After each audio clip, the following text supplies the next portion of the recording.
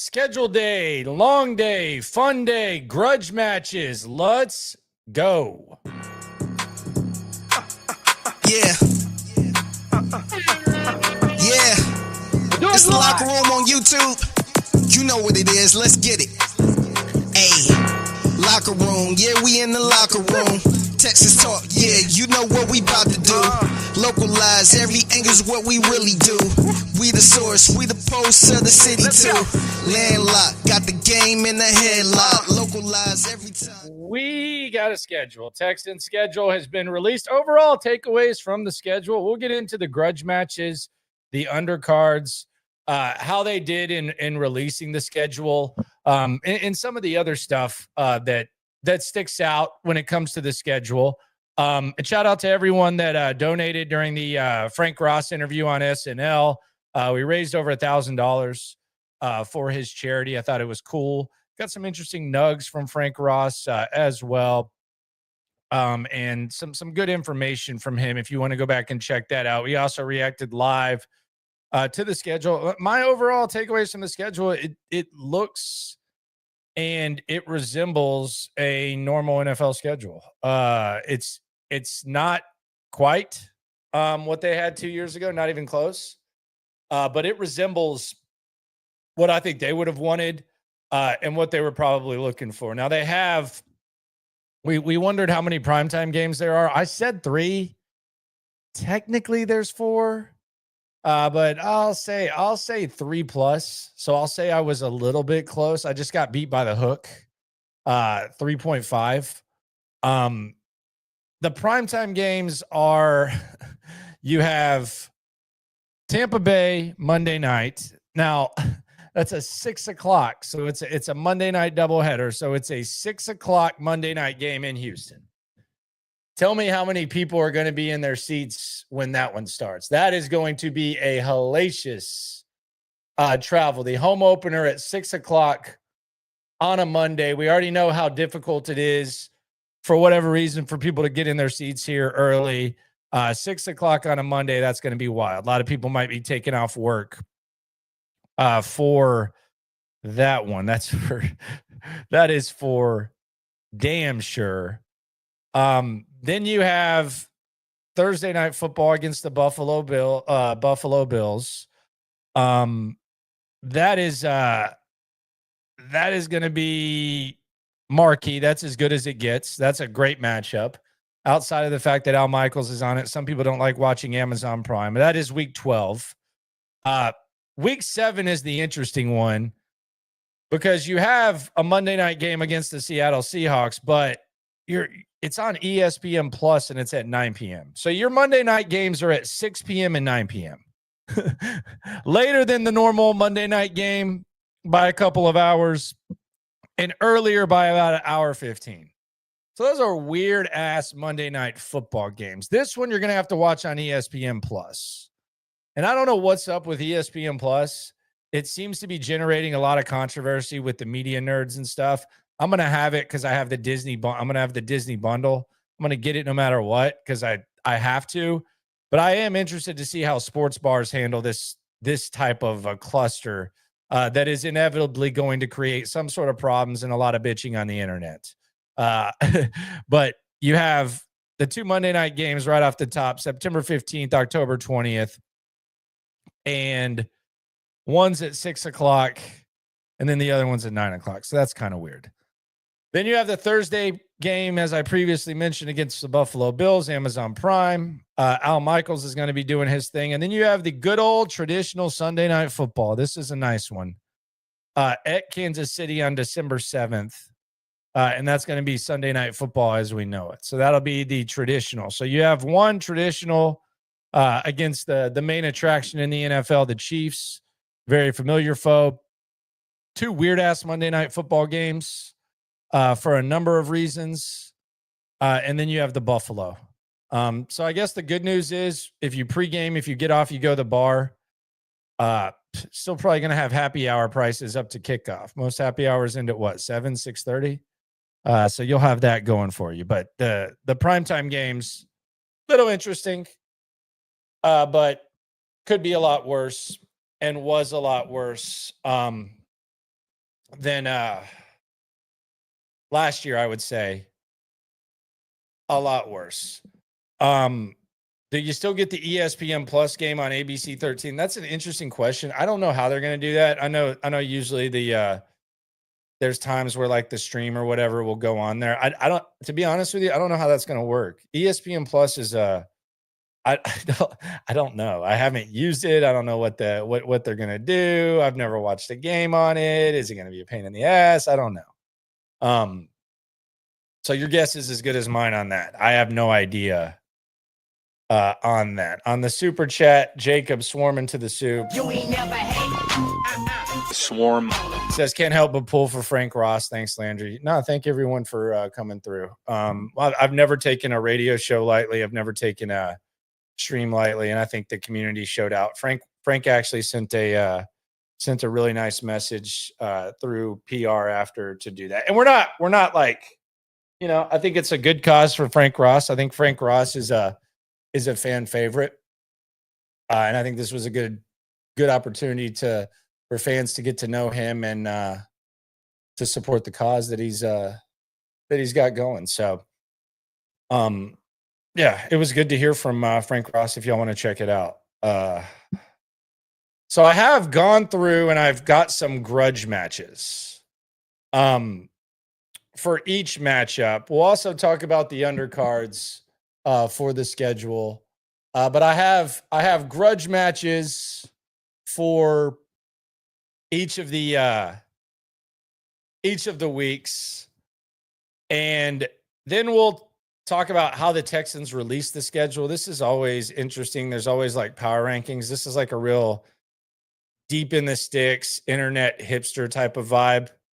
Whenever you start looking at this, like how they release it, the video, all that. I thought the Texans, when they did like the crush thing, I thought it was pretty weak. I haven't watched this because I was on the air when it dropped. So I'm going to be watching this for the first time with y'all. And I'm interested to get y'all's opinions. And I am approaching it with a open, yet always healthy, skeptical mind. When it comes to what to expect from what the Texans did. But let's go through the grudge matches without further ado. We start with week 1. The Houston Texans taking on the Los Angeles Rams. This one is very, very easy to do. And this is a 2-piece combo. The grudge matches in Los Angeles against the Rams. One of the games that I am looking most forward to. I would have liked to have seen it perhaps a little bit later because I think you get good weather in the winter in LA. But I think it's a good matchup nonetheless. And it's big bro versus little bro 2-piece combo. CJ Stroud versus Matthew Stafford. He fans out when he talks about Matthew Stafford. He looks up to Matthew Stafford. He says it's one of his favorite quarterbacks of all time.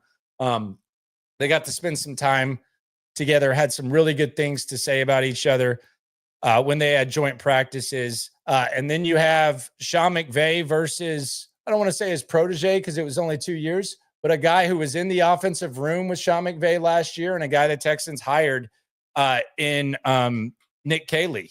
And we are going to see, this is what's cool about this. Nick. We're going to get to see Nick call plays for the first time against Sean McVay. That is crazy. I don't know what to make of that. Some would say, well, Sean McVay has his number and knows what he's about, or vice versa. They don't know. I don't even know if Nick Caley knows how he's going to call plays.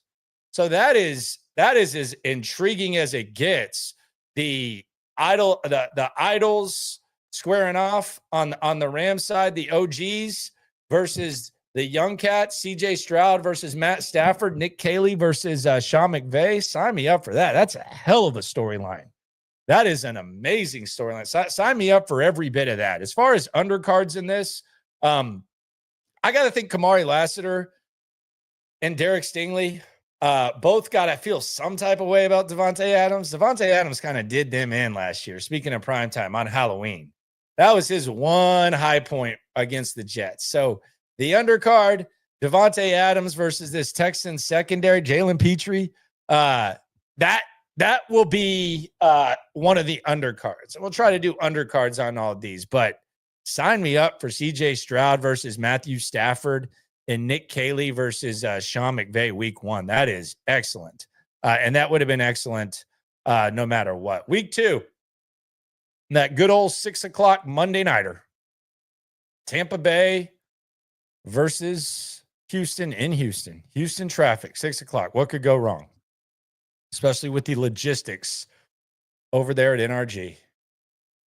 This is a rematch of the wacky ass game, perhaps the wackiest Texans game that I've ever covered, that you've ever watched. We asked Frank Ross about this today.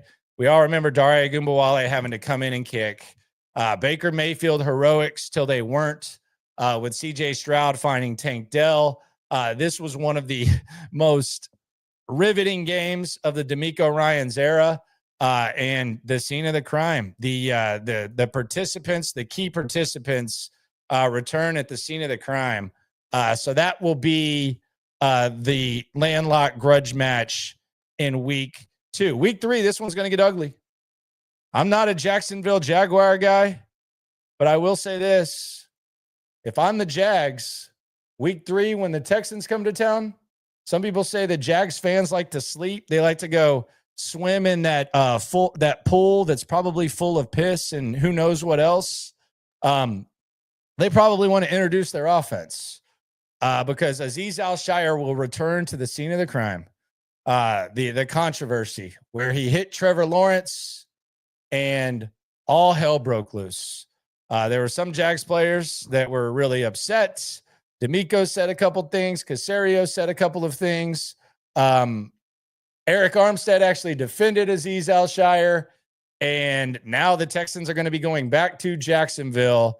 And I would anticipate that the man that wears number 0 around here is going to get booed about as loud as Jacksonville has ever booed anyone in their entire life. That is some smoke right there. And that replay will be shown and it will be talked about.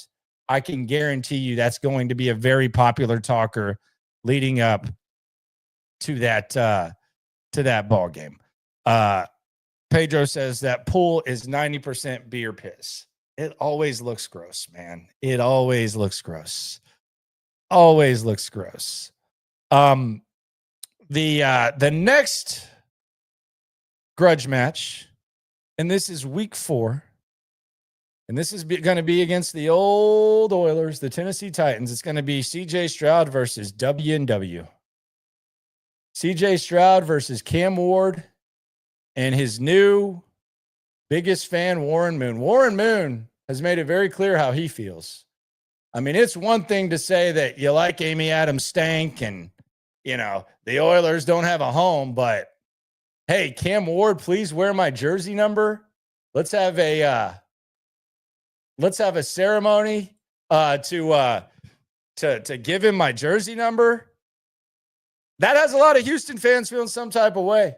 I anticipate Warren Moon will probably be in attendance. He might be wearing Titans gear, to be honest. He's made this very clear, and he has definitely chosen a side. I can't blame him. I'm not sitting here saying that I blame Warren Moon, but damn, you could be a little more subtle about it. You got a lot of people pissed off at you.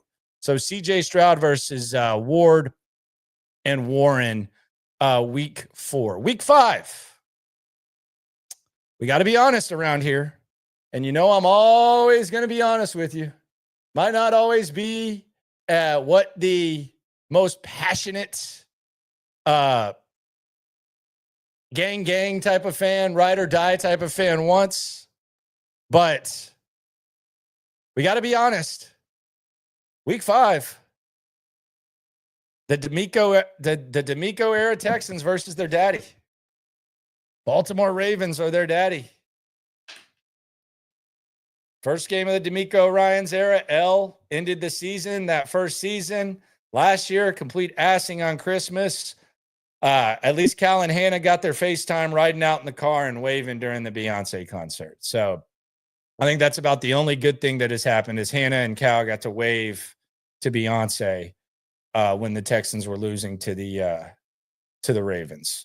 0-3 against the Baltimore Ravens. that's going to be one of those things that they're going to have to figure out. They're going to have to get over that hump. Kansas City, they're 0-2. We'll hear about that a little bit later on in the grudge matches.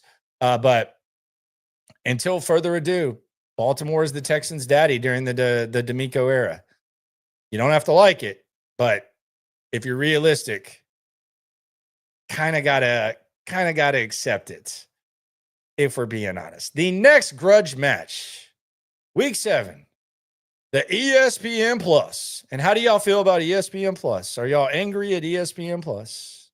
I know I Must Pandaline says she's already got that ready.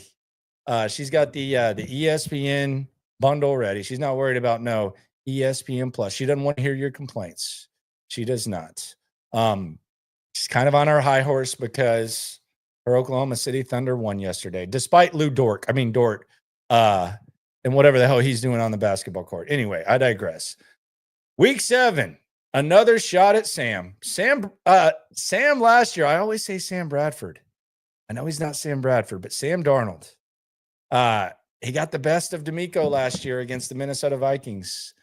You know how D'Amico is as a defensive guy. He likes the chess match against the quarterback. He loves it. He's not wearing purple anymore. He's wearing whatever the hell, blue and neon and whatever the Seahawks want to throw in there. But that 9:00 game, going to be late, by the way. Going to be late. I don't know what the Texans' bedtimes are, but this is going to be a late one. Sam Darnold versus D'Amico, another shot at Sam. That is the grudge match here. Undercard, JSN and CJ Stroud. They got a love-hate type of thing. JSN. A lot of people thought the first-round pick that they traded to go get Will Anderson, that would have been used on JSN. Probably wouldn't have been the worst pick, but they ended up getting Will. So you got the another shot at Sam, week 7 in that ESPN Plus Monday night football game. Dort did not save anything. Come on. He was basically playing pop shot. Jeez, the dude can't create his shot. Jim Abbott created his shot better than Dort. Come on. Week 8. Week 8. This is a good one. If you're going to one home game, I think this is the one to go to. You don't get to see this team very much. It's an iconic brand. I think they actually have a decent following in Houston. D'Amico versus his mentor, Kyle Shanahan and D'Amico Ryans. San Francisco 49ers coming to town. Fred Warner is going to be talking about how D'Amico is one of the most impactful guys in his career. Nick Bosa going to be on that high-grade marijuana called Kush on the streets. He's going to say, yeah, D'Amico taught me a lot. I really enjoy playing for him. He's one of the best defensive coaches I've ever had. Yeah, man. Yeah, he's a good coach. And then you're going to have Kyle Shanahan and D'Amico Ryans. Kyle Shanahan did a ton for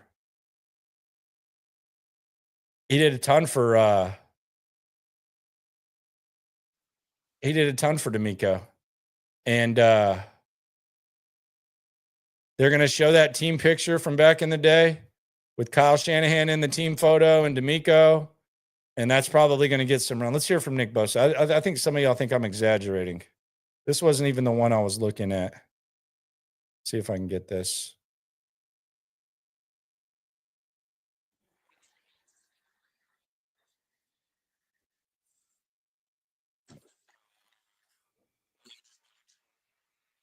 There you go.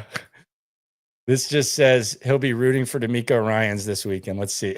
Let's get Nick Bosa up here. What's up, bro? Yeah, I like D'Amico. Let's hit some and then listen to him. High-grade marijuana called Kush on the streets. Watching the games this weekend, will you have any rooting interest maybe for D'Amico or any other teams? Yeah, definitely for D'Amico.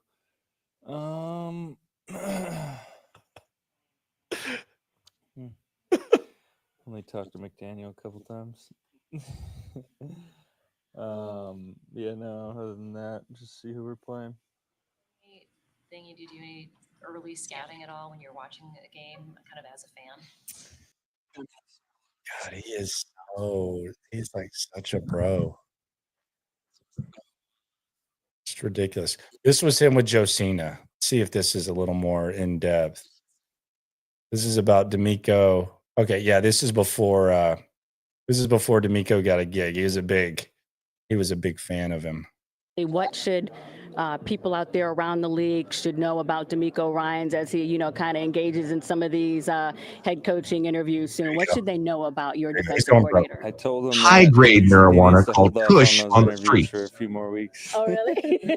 But he's going to be an unbelievable head coach at some point. And he just knows the feel of the players, and he listens to players when he needs to, and he makes his calls when he needs to. He's as good as it gets. I said earlier, maybe a couple weeks ago, he's the best defensive coordinator I've ever been around, hands down. So, lastly, what should people out there around the league? There you go. Little love from Nick Bosa to D'Amico, and Fred Warner's even more extreme. So that's obvious. The San Francisco connection, all that type of stuff. The love fest. But shout out to the 49ers. Shout out to Kyle Shanahan.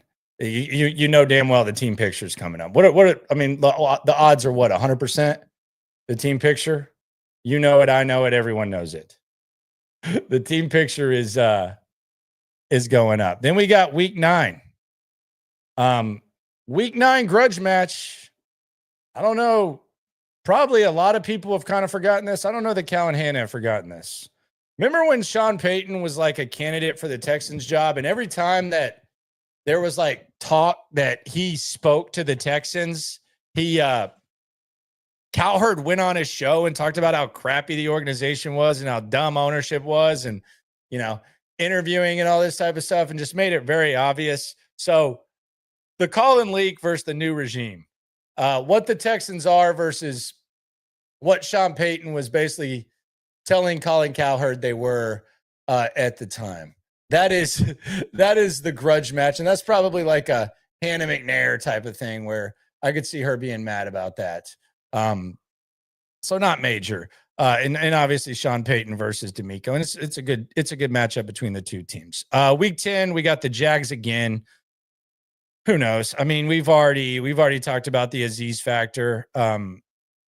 There maybe something will develop there. Outside of that, kind of self-explanatory. What's going on there? It is a locker room, #1 source for Texans digital content. Appreciate everyone in the chat who rolled through us during a long day of streaming today. Week 11, Texans versus their Tennessee Airbnb guests. I talked about Baltimore is the Texans' daddy during the D'Amico era. During the D'Amico era, that stadium in Nashville, the Texans own that place. They just lease it out to the Tennessee Titans. Case Keenum, the ghost of Case Keenum, went there and won a game as a starter. He won a game that they wanted to win badly. And then last year, they completely thumped them. That is their Airbnb. They are going to Tennessee, and they are making sure, and they are checking to see if Amy Adams stank and the rest of the Tennessee Titans, if they're going to get their deposit back. That's what you're doing. You're making sure all the toilets are flushing and they're not clogged. You're making sure they didn't steal any of the sheets.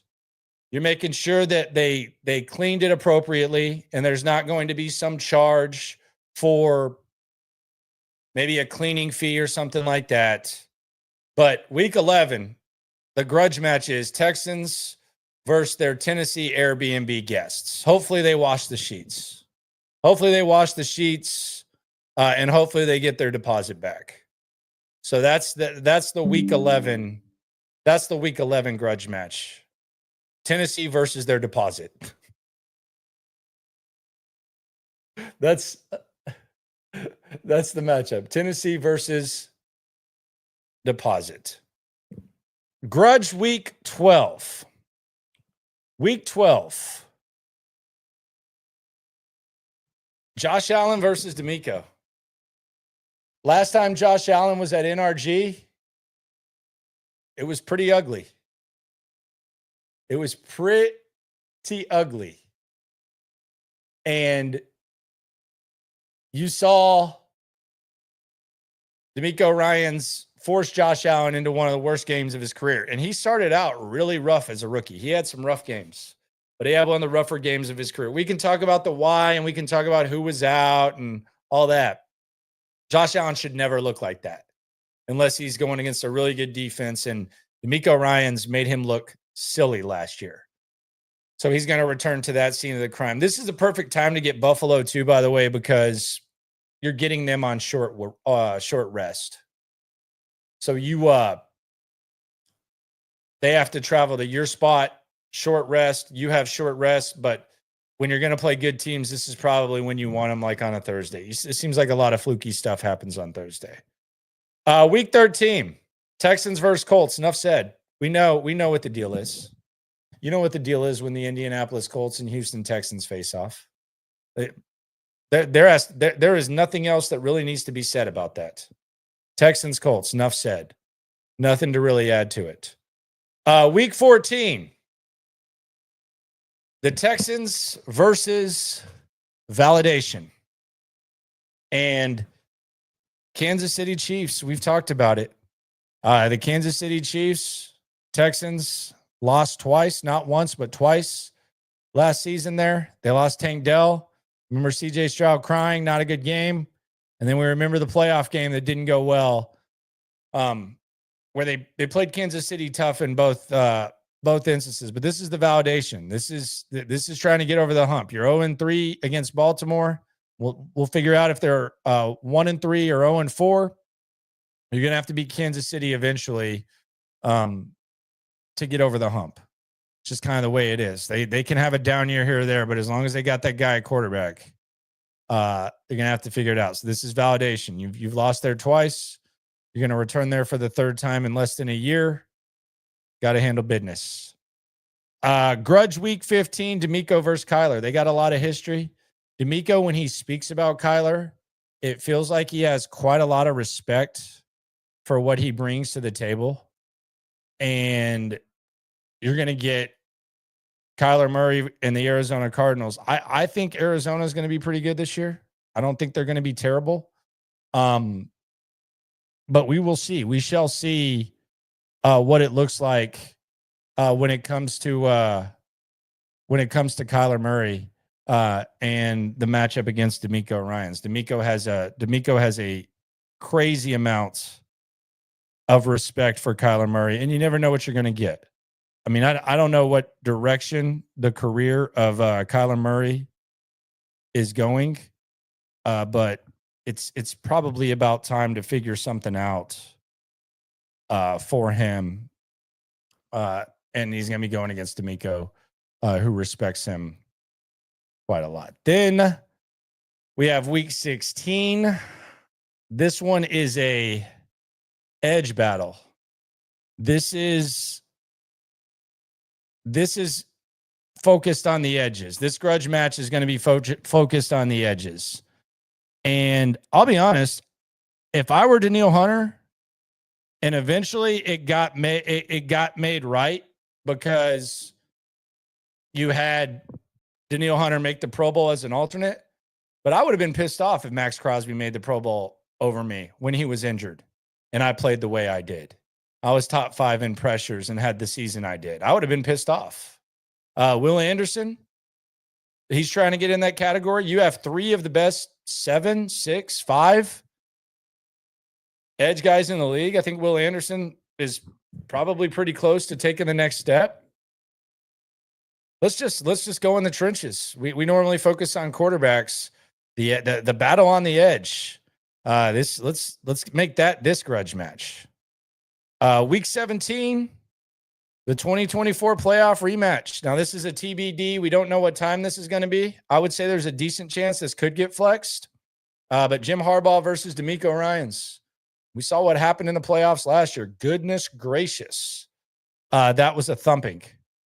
But the playoff rematch, 2017, and then 2018, I mean, week 18 against the Tennessee Titans.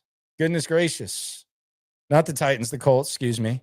The year before, D'Amico, the crazy game in Indy where you ended up winning and you went from the number 1 overall pick to the number 2.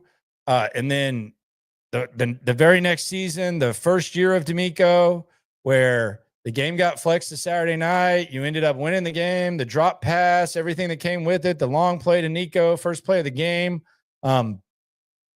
Indianapolis Texans, week 18. It's not in Indianapolis, it's here. But my God, wacky Indy memories. So those are the grudge matches that we have. Did I miss anything? Let me know. It is the Locker Room, number 1 source for Texans digital content. And we'll see how it goes. Now, let's see how the Texans announce their schedule. I haven't seen this. I'm watching this with you for the first time. I think they used a lot of celebrities. In the comments, I want y'all to give me a grade. Let's go. Let's do the traditional A to F grade. And I'm watching this with you for the first time. Looks like they're going to start this off with Bun B. Let's check this out. Let's see how the Texans did in the schedule release. 14-0, and then Andre Johnson and Courtland going at it. Yo, what's up? Just waiting on the schedule to drop. What's up with you? Nothing, man. Just waiting for the schedule to drop. True. Hey, hold up, another phone ring. Light, okay. What up? Hey, y'all jump on this call, man. Hey, Parker, you're preaching to the choir. True. Hey, I got another call. You getting this? Yo, what's up, brother? H is up!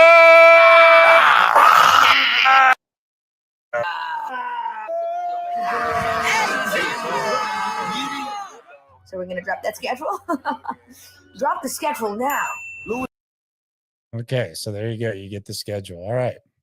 So they did the what's up, and I think that's underrated. I don't have a problem bringing that back. It's much better than that crush thing they did. So I'll give them some credit. That was I'll give that a solid B+. Solid B+ there. For the schedule drop. I don't think that was bad at all. Thought it was pretty decent. Yeah, it is a parody of an old commercial. Thank you for the fill in there, Mr. Heisenberg. Thanks for the fill in. It was the Bud Light, one of the best things that they've got. Jacob's giving it a D+. Arthur's giving it an F. I-Man giving it a B. Xavier says B-. What's Owens doing there? LOL. Jimmy gives it an A. Fifth Ward gives it an F. So there you go. I'll give him a solid B. Don't think it was bad. I will say there was one thing that they did this week that kind of got a lot of criticism. Was that the fact that they're still using sketch on their commercials. They're getting a lot of grief for that. I think you can let the guy go about his business, I guess. But some people kind of find it a little bit weird that they're still using sketch. Who knows, man? It's whatever. I know it was a little bit less controversial 2 years ago, but he's doing his thing. He's moved on. And he's still kind of a popular guy. So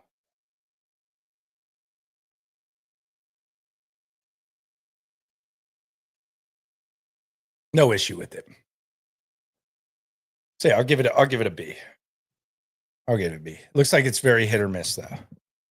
Some people loved it. Some people not so much. But as far as the schedule as a whole, I think it's laid out nicely. I think the NFL did pretty well by the Texans. I think they got pretty they came away pretty nicely on this. It's not an easy schedule, but the way that it's laid out, I think is good. Maybe you want the bye week a couple weeks later, but beggars can't be choosers. It was decent for sure. Didn't hate it too much. Frank Ross today, nothing major, no major news on it. Just the fact that you people were able to raise over $1,000 on this platform was great. We very much appreciate that. This is the top place to go for Texans information. It's myself and Stutz. I think as far as the pairing, I think people understand that, and I think he was very pleasantly surprised with that, and he said thanks. It seems like he's excited about the roster. I told him that I didn't think they reached the standards that he had set on special teams. He said he agrees with that. They got to be better. So we'll see how that goes. But he was also very happy to have Tremont Smith back. And that's really where that's at. So appreciate everyone for rolling through. Be sure to subscribe. Be sure to like. Be sure to ride along. Texans get a nicely laid out schedule. And it's going to be fun. Some weird ass Monday night games. But it's a good time to be alive. It's a good time to be in the community. It's a good time to talk to you. Appreciate y'all for rolling through. Always remember, when it comes to this Texan stuff, we're all in it together. See you tomorrow. Localize every time, can't stop, won't stop. Yeah, we top 2 and we not too plugged in daily digital on YouTube. We got taste for days, opinions to give, we got takeaways. If it's up, then it's up, we number one.